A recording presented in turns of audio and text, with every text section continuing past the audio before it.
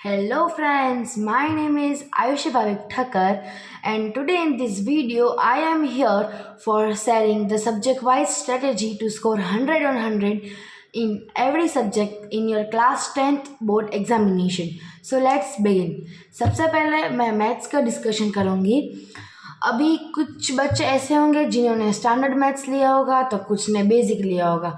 By the way, अगर आपने standard लिया हो या बेसिक लिया हो, सबसे पहले आपको एनसीईआरटी टेक्स्ट बुक को बाय हार्ट 3 बार बिना देखे सॉल्व कर लेना है।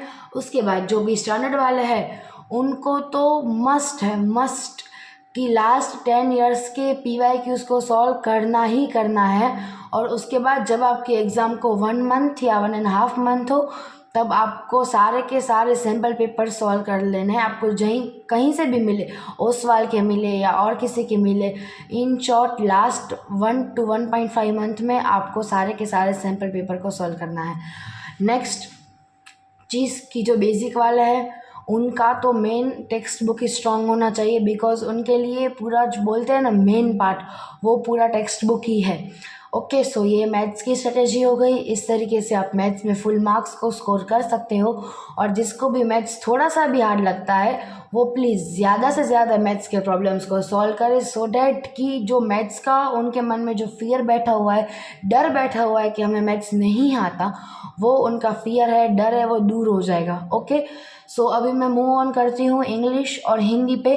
सो इंग्लिश और हिंदी दोनों ही लैंग्वेज सब्जेक्ट है जिसमें मात्रा मिस्टेक या स्पेलिंग मिस्टेक में मार्क्स कट होते हैं।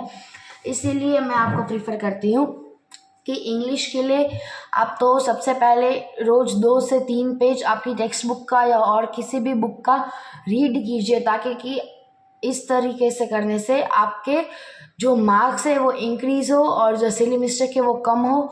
और साथ ही साथ हिंदी के लिए आप क्वेश्चन और आंसर्स को लिख कर याद कर सकते हैं और लिख कर प्रैक्टिस कर सकते हैं, सो डैट कि आप जब लिखो तब आपको लाइट हो कि हाँ इस जगह पे मेरी मात्रा मिस्टेक हो रही है, सो डैट कि आपको पता चले कि नहीं मुझे इसमें इम्प्रूवमेंट करना है।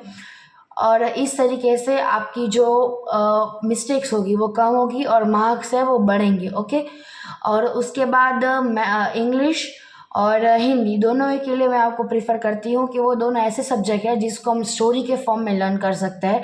सो at the beginning of the year से ही आप चालू कर दो कि आप वो दोनों सब्जेक्ट को एज अ स्टोरी अपनी जो भी लैंग्वेज हो, हिंदी, गुजराती, आपकी जो भी लैंग्वेज हो। फॉर एग्जांपल मेरी लैंग्वेज गुजराती है, सो मैंने क्या किया था, मैंने ईयर के स्टार्टिंग से ही हिंदी और इंग्लिश दोनों को एज अ स्टोरी मेमोराइज किया था कि हाँ ये स्टोरी में ये होता है, ये होता है। ओके, ख़त्म हो गया। और उसके बाद मैंने कैसे अपने से खुद से आंसर बना के लिखा था, ना तो मैंने आंसर रटा था, बिकॉज रटा हुआ कभी भी याद नहीं रहता, जो आप समझ के लिखते हो बस वही याद रहता है। और ऐसा कोई रूल भी नहीं है बोर्ड एग्जामिनेशन में कि आप अपने तरीके से आंसर लिखोगे तो जो एग्जामिनर है वो आपके मार्क्स काटेगा। ओके, मेन फोकस किस पे होना चाहिए कि भाई रिलेटेड हो हमारा आंसर कि क्या क्वेश्चन में पूछा है और हमारा आंसर सही हो और उसमें कुछ ग्रामेटिकल मिस्टेक नहीं हो। ओके, सो ये था इंग्लिश और हिंदी के लिए। और बाकी और मैं एक आपको चीज़ सजेस्ट करती हूँ कि इंग्लिश और हिंदी दोनों ही के लिए आप लास्ट 10 इयर्स के PYQ सॉल्व कर लीजिए, बिकॉज ऐसा देखने को मिला है कि हिंदी और इंग्लिश में ऑलमोस्ट क्वेश्चंस होते हैं वो प्रीवियस ईयर से रिपीट होते हैं, बिकॉज उसमें जो लिमिटेड चैप्टर होते हैं, अभी घुमा घुमा के कितना भी कोई घुमा के पूछ सकता है, ठीक है, मतलब कितना घुमा के पूछेगा। ओके, सो डैट कि ऐसा देखने को मिला है कि हिंदी और इंग्लिश दोनों में ही क्वेश्चंस है वो प्रीवियस ईयर से आते हैं। So please please please I request you all कि अगर आपको हिंदी और इंग्लिश में फुल स्कोर करना है तो आप मेरी ये बातों का ख्याल रखिए, सो डैट आप लैंग्वेज जैसे सब्जेक्ट में ये भी इजीली 100 on 100 स्कोर कर सकते हो। उसके बाद आती है बारी साइंस की। सो साइंस के मेनली 3 पार्ट्स होते हैं, chemistry, physics and biology. According to me तो biology is very easy subject out of that 3, because biology में ऐसा कुछ याद नहीं करने का होता, उसको बुद्धू से बुद्धू बच्चा भी समझ पाएगा। क्यों? क्योंकि उसमें सिर्फ कॉन्सेप्ट को समझना होता है। सामने कोई भी टीचर है वो आपको समझा देगा, इसमें ऐसे होगा वैसे होगा, तो बस आपको अपने माइंड में सिर्फ याद करना है। बिकॉज हम बायोलॉजी में पढ़ते ही क्या कि हमारी बॉडी में क्या क्या होता है, बस अभी हम हमारे बारे में याद नहीं रख सकते। It's very simple. ओके, सो अभी उसके बाद बारी आती है केमिस्ट्री की। सो बहुत सारे बच्चों को केमिस्ट्री में प्रॉब्लम रहती है कि भाई इक्वेशंस याद नहीं होती। उसके लिए मैं आपको सजेस्ट करूँगी कि आप डे 1 से ही सारे के सारे इक्वेशंस को रोज़ आधा घंटा 1 घंटा जितना भी आपको टाइम मिले लिख लिख कर याद करें।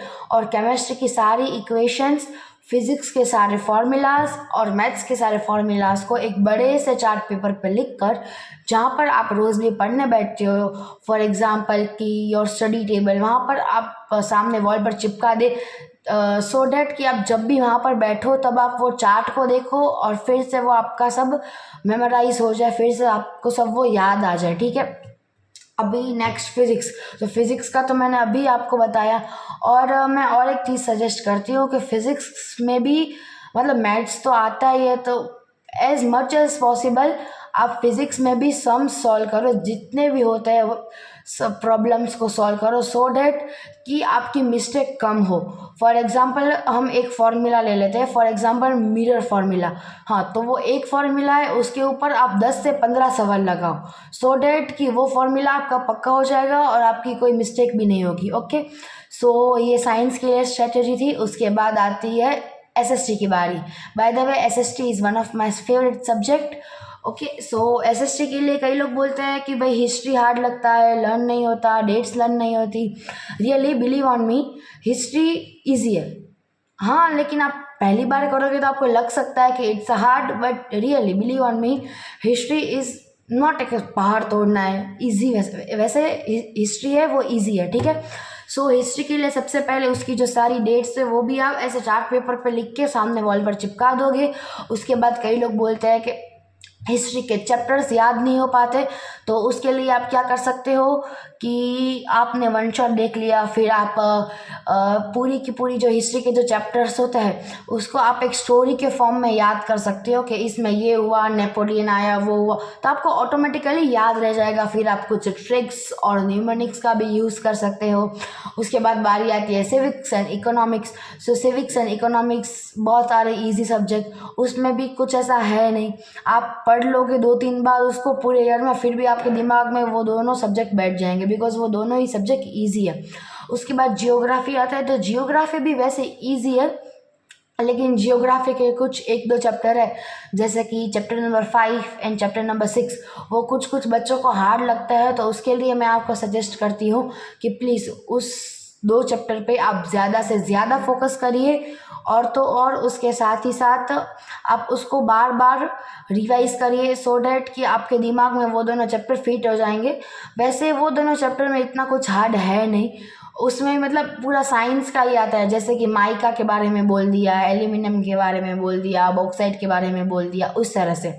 सो फ्रेंड्स, यहाँ पे ही मैं अपने ये वीडियो को एंड करने जा रही हूँ, क्योंकि इस पूरे वीडियो में मैंने आपको maths, Hindi, English, science and SST, हमारे 5 सब्जेक्ट के मैंने आपको स्ट्रेटेजी बता दी है। और बस यही वीडियो में बताई हुई आप मेरी सारे बातें को फॉलो करोगे तो आपके 100 on 100 each and every subject में आ जाएंगे, आई बेट यू। बाकी अगर एआई हो या आईटी हो, आपका इन दोनों में से कोई भी ऑप्शनल सब्जेक्ट हो, तो उसके लिए भी मैं ट्राई करूँगी कि मैं वीडियो बना पाऊँ, लेकिन अभी तो मैं आपको उसके बारे में कुछ गाइडेंस नहीं दे पाऊँगी, बिकॉज मैंने वो सब्जेक्ट्स नहीं लिए थे, बिकॉज हमारी स्कूल में वो कंपलसरी नहीं थे, इसलिए। सो मैंने ये 5 ही सब्जेक्ट लिए थे। ओके, सो आई होप कि आज का वीडियो आप लोगों को पसंद आया होगा। So please, if you like this video, so hit the like button and also subscribe my channel. Thank you. Bye bye.